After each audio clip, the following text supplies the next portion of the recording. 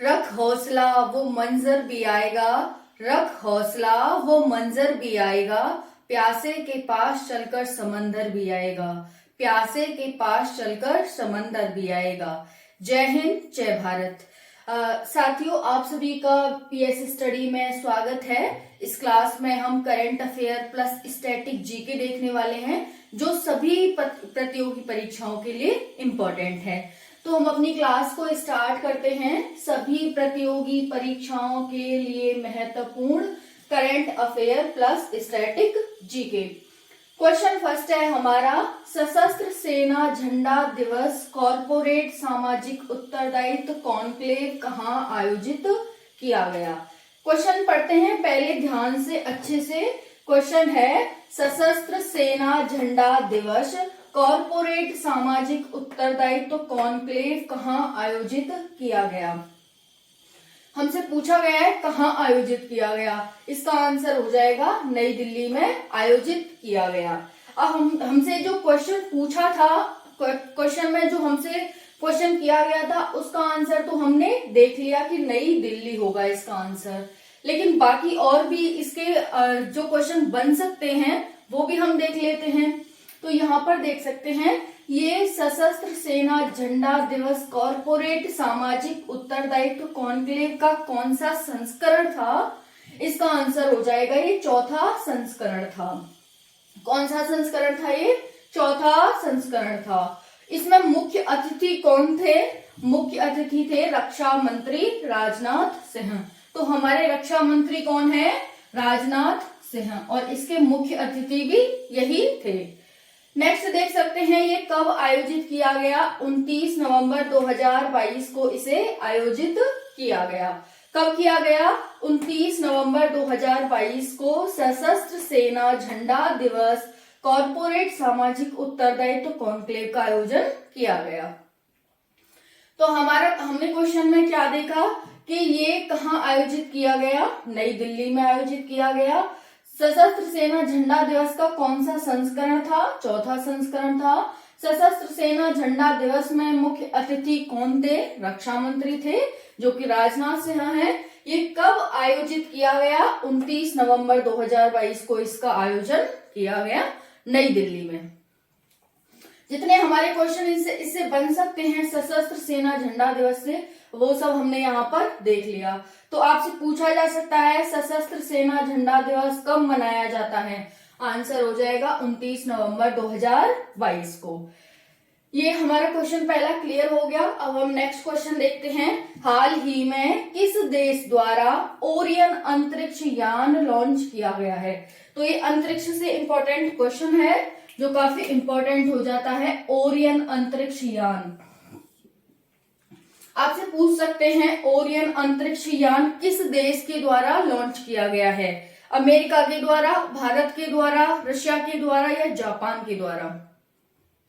तो आपका आंसर होना चाहिए ये अमेरिका के द्वारा इसे लॉन्च किया गया है। अब यहाँ पर नेक्स्ट क्वेश्चन देख सकते हैं, हाल ही में संगाई महोत्सव कहाँ आयोजित किया गया। हाल ही में संगाई महोत्सव का आयोजन कहाँ किया गया। हमारा क्वेश्चन है, संगाई महोत्सव कहाँ आयोजित किया गया। आंसर हो जाएगा मणिपुर में। मणिपुर में कहाँ किया गया? तो संगाई एथनिक पार्क विष्णुपुर जिले में इसे मणिपुर में शुरू किया गया, मनाया गया। पूरे मणिपुर में मनाया जाता है, लेकिन ये एक स्थल के रूप में घोषित कर दिया गया था जहां इसका आयोजन किया गया। लेकिन अगर आपको क्वेश्चन में आता है कि हाल ही में संगाई महोत्सव जो उत्सव है वो कहाँ मनाया जाता है, संगाई महोत्सव, आपका आंसर होना चाहिए मणिपुर में। लेकिन अगर वो जिलों के नाम दें तो आपको जिले में विष्णुपुर जिला याद रखना है कि इसका आयोजन कहाँ किया गया। पूरे मणिपुर में मनाया जाता है, लेकिन जैसे एक होता है ना, स्थल घोषित कर देते हैं, तो वहीं विष्णुपुर जिले में इसे मनाया गया। उसके भी कौन से पार्क में? संगाई एथनिक पार्क में। कब मनाया गया संगाई महोत्सव? 28 से 30 नवंबर 2022 के बीच मणिपुर में मनाया गया। किसने इसका आयोजन किया, उद्घाटन किया? केंद्रीय पर्यटन मंत्री जी किशन रेड्डी के द्वारा इसका आयोजन किया गया। तो ये क्वेश्चन आपको क्लियर है कि संगाई महोत्सव कहाँ मनाया जाता है? मणिपुर में मनाया जाता है। 28 और से 30 नवंबर 2022 के बीच ये मनाया गया। केंद्रीय पर्यटन मंत्री ने इसका उद्घाटन किया। केंद्रीय पर्यटन मंत्री कौन है? जी किशन रेड्डी हैं। कहाँ, कौन से जिले में मनाया गया? तो इस तरह से। अब ये जो मणिपुर है इसकी राजधानी इम्फाल है और यहाँ के सीएम एन बीरेन सिंह हैं। इसकी राजधानी क्या है? मणिपुर की इम्फाल, और इसके जो मुख्यमंत्री हैं वो एन बीरेन सिंह हैं। तो आपको ये याद रखना है, इंपॉर्टेंट है। नेक्स्ट क्वेश्चन है, हाल ही में किसे राष्ट्रीय गोपाल रत्न पुरस्कार से सम्मानित किया गया है? हाल ही में किसे राष्ट्रीय गोपाल रत्न पुरस्कार से सम्मानित किया गया है? आंसर हो जाएगा किसानों, सहकारी समितियों व तकनीशियनों को इससे सम्मानित किया गया है। किसे सम्मानित किया गया है? राष्ट्रीय गोपाल रत्न पुरस्कार से किसानों को, सहकारी समितियों को व तकनीशियनों को इससे सम्मानित किया गया है। किसके द्वारा ये सम्मान दिया गया? डॉक्टर संजीव कुमार के द्वारा ये सम्मान प्रदान किया गया इन किसानों को, सहकारी समितियों को और तकनीशियनों को। अब ये कौन है डॉक्टर संजीव कुमार? तो ये केंद्रीय पशुपालन, मत्स्य पालन और डेयरी राज्य मंत्री हैं। ये राज्य मंत्री हैं, कैबिनेट मंत्री नहीं है। तो डॉक्टर संजीव कुमार द्वारा केंद्रीय पशुपालन, मत्स्य पालन और डेयरी राज्य मंत्री के द्वारा ये पुरस्कार प्रदान किया गया। अब इन किसानों, सहकारी समितियों को ये क्यों दिया गया है? तो दूध उत्पादन में अनुकरणीय योगदान के लिए ये पुरस्कार दिया गया है। दूध उत्पादन में इन्होंने एक कृत्रिम गर्भाधान की तकनीक अपनाई थी, इसके कारण इनको ये पुरस्कार दिया गया है। तो आपको ध्यान रखना है कि हाल ही में जो राष्ट्रीय गोपाल रत्न पुरस्कार दिया गया है वो डॉक्टर संजीव कुमार के द्वारा दिया गया है। किसान, सहकारी समितियों और तकनीशियनों को दिया गया है। दूध उत्पादन में अनुकरणीय योगदान के लिए कृत्रिम गर्भाधान के कारण इसे दिया गया है। और वर्तमान में डॉक्टर संजीव कुमार केंद्रीय पशुपालन, मत्स्य पालन और डेयरी राज्य मंत्री हैं। नेक्स्ट क्वेश्चन है, भारतीय ओलंपिक संघ की पहली महिला अध्यक्ष कौन बन रही हैं? ये बहुत ही इंपॉर्टेंट क्वेश्चन है, मोस्ट इंपॉर्टेंट क्वेश्चन है ये। भारतीय ओलंपिक संघ की पहली महिला अध्यक्ष कौन बनी है? आंसर हो जाएगा पीटी उषा बनी है। एशियाई खेलों में ये स्वर्ण पदक विजेता रही हैं। 1984 में ओलंपिक फाइनल में 400 मीटर दौड़ में इन्होंने चौथा स्थान प्राप्त किया था। तो ये आप पीटी उषा के बारे में देख सकते हैं। इन्हें उड़न परी भी कहा जाता है। पीटी उषा को इनका जो निकनेम है उन्हें उड़न परी भी कहा जाता है। तो इस तरह से आप देख सकते हैं कि भारतीय ओलंपिक संघ की पहली महिला अध्यक्ष पीटी उषा बन गई हैं। अब हम यहाँ पर भारतीय ओलंपिक संघ के बारे में कुछ देख लेते हैं। इसकी स्थापना कब हुई थी, कब मनाया जाता है इसे, तो यहाँ पर देख लेते हैं। ये देख सकते हैं इंडियन ओलंपिक एसोसिएशन की स्थापना 1927 में हुई थी। इसका हेडक्वार्टर नई दिल्ली में है। इसकी अध्यक्ष पीटी उषा बन गई हैं। इसके महासचिव राजीव मेहता हैं और इसके संस्थापक हैरी वक और ऑर्थर नोहरेन ये थे। तो आप यहाँ पर देख सकते हैं इसकी स्थापना, हेडक्वार्टर, अध्यक्ष, महासचिव और संस्थापक। आपसे कुछ भी पूछा जा सकता है इसमें से, क्योंकि ये करंट में है IOA। पहली महिला अध्यक्ष बनी है इसकी, तो इसीलिए आपसे कुछ भी पूछा जा सकता है।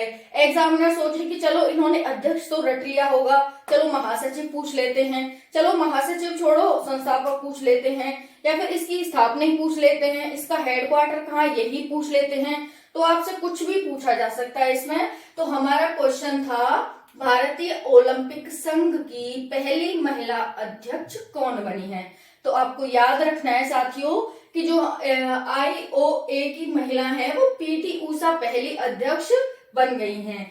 एशियाई खेलों में ये स्वर्ण पदक विजेता रही हैं और 1984 के ओलंपिक फाइनल में 400 मीटर दौड़ में इन्होंने चौथा स्थान प्राप्त किया था। IOA की स्थापना 1927 में हुई थी। इसका हेडक्वार्टर नई दिल्ली में स्थित है। इसकी अध्यक्ष पीटी ऊषा बन गई हैं। इसके महासचिव राजीव मेहता हैं और संस्थापक हैरी बक और थर नोहरेन, इन दो व्यक्तियों ने इसकी स्थापना की थी। किसकी? IOA की, जिसे हम इंडियन ओलंपिक एसोसिएशन कहते हैं। अब हमारा नेक्स्ट क्वेश्चन है, भारतीय अंतर्राष्ट्रीय फिल्म महोत्सव के समापन समारोह में किस भारतीय फिल्म को पर्सनालिटी ऑफ द ईयर 2022 पुरस्कार दिया गया है? हमारा क्वेश्चन क्या है, भारतीय अंतर्राष्ट्रीय फिल्म महोत्सव के समारोह समापन में किस भारतीय फिल्म को personality of the year award दिया गया है? तो यहाँ पर देखते हैं, चिरंजीवी को ये दिया गया है personality of the year award.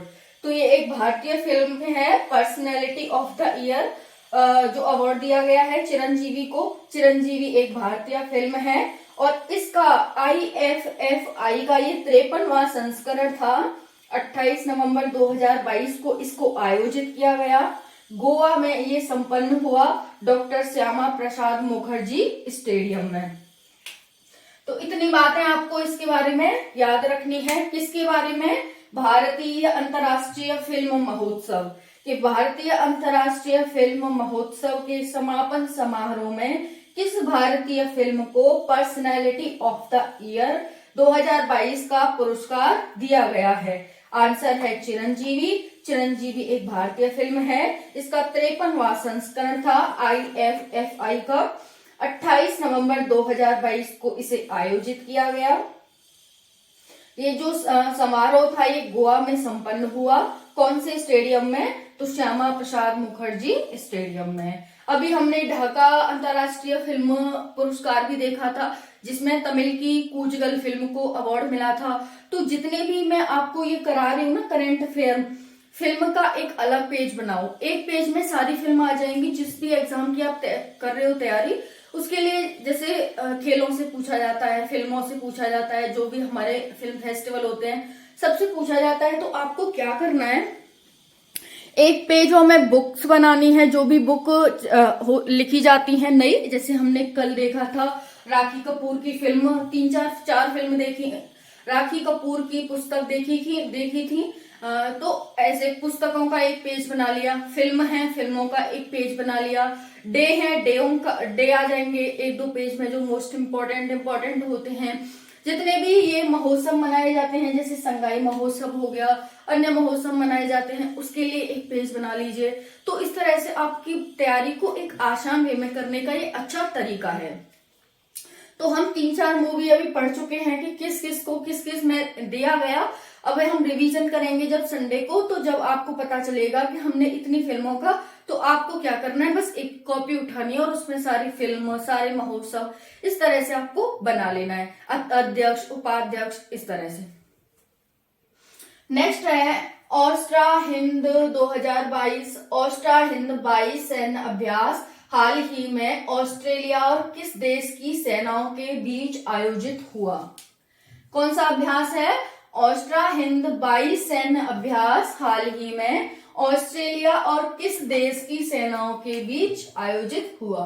तो किस देश, हमसे देश पूछा है यहाँ पर, देश हो जाएगा भारत। ऑस्ट्रेलिया और भारत की सेनाओं का ये संयुक्त सैन्य अभ्यास था।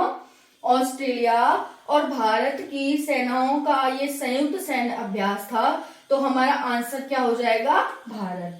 तो ऑस्ट्रा हिंद यानी कि ऑस्ट्रा से ऑस्ट्रेलिया, हिंद से हिंदुस्तान, तो भारत और ऑस्ट्रेलिया के बीच हिंद ऑस्ट्रा हिंद 2022 सैन्य अभ्यास का आयोजन किया गया।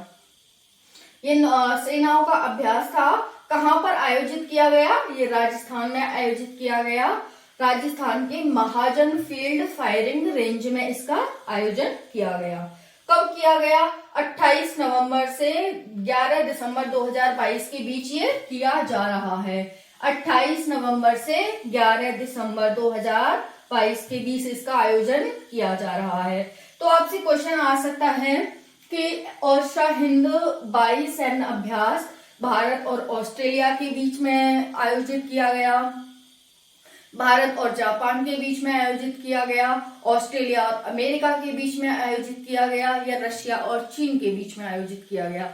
तो आपको यहां से ट्रिक ध्यान रखनी है, ये ऑस्ट्रेलिया और हिंद मतलब हिंदुस्तान के बीच में आयोजित किया गया। हिंदुस्तान तो सिर्फ एक ही है भारत में, जो विश्व में, जो कि प्यारा भारत है। भारत के अनेकों नाम है जिसमें से एक हिंदुस्तान भी है। तो आप ट्रिक से ऐसे याद कर सकते हैं। जो जिसको ज्यादा प्यार करता है ना, वो उसके उतने ही अनेकों नाम रखता है। तो भारत सब विश्व में सबसे प्यारा है, इसीलिए उसके हजारों नाम आपको मिल जाएंगे। कोई भारत कहता है, कोई इंडिया कहता है, कोई हिंदुस्तान कहता है, कोई आर्यावर्त कहता है, अलग अलग नाम से। कोई भारत का देश कहता है। इस तरह से आपको अनेकों नाम मिल जाएंगे इसके। तो कब मनाया गया? 28 नवंबर से 11 दिसंबर 2022 के बीच में। ये संयुक्त प्रशिक्षण अभ्यास था, यानी कि इसमें जो हमारी सेनाएं थी, ऑस्ट्रेलिया की सेनाएं थी, उन्होंने इसमें प्रशिक्षण किया है। जैसे ट्रेनिंग नहीं होती एक तरह की, वो ट्रेन किया है। तो इससे क्या होगा, उद्देश्य क्या? ये पहला संस्करण था, यानी कि फर्स्ट बार ही इसे आयोजित किया गया है। इसका उद्देश्य क्या है? सकारात्मक सैन्य संबंध बनाना, एक दूसरे की सर्वोत्तम प्रथाओं को आत्मसात करना है। सकारात्मक सैन्य संबंध बनाना, एक दूसरे की सर्वोत्तम प्रथाओं को आत्मसात करना है। यहाँ पर आप देख सकते हैं। अब नेक्स्ट क्वेश्चन है हमारा। तो ये क्लियर हो गया होगा आपको कि जो ऑस्ट्रा हिंद 22 सैन्य अभ्यास है वो किसके बीच में आयोजित किया गया। अब नेक्स्ट देखते हैं हम यहाँ पर।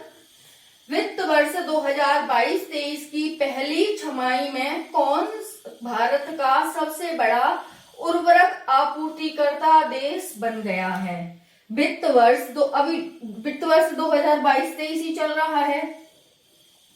इसकी पहली छमाही में कौन भारत का सबसे बड़ा उर्वरक आपूर्तिकर्ता देश बन गया है? इसका आंसर है रशिया। वित्त वर्ष 2022-23 की पहली छमाही में भारत का सबसे बड़ा उर्वरक आपूर्तिकर्ता देश बन गया, यानी कि सबसे ज्यादा उर्वरक भारत ने किस देश से मंगाया है? आंसर हो जाएगा रशिया से, पहली छमाही में। वित्त वर्ष 2022-23 की पहली छमाही में कितना मंगाया? पहली छमाही में 2.15 मिलियन टन उर्वरक भारत ने आयात किया रशिया से। पूरे वित्त वर्ष में कितना किया? पूरे वित्त वर्ष में 12.6 लाख टन भारत ने आयात किया। 12.6 लाख टन भारत ने आयात किया।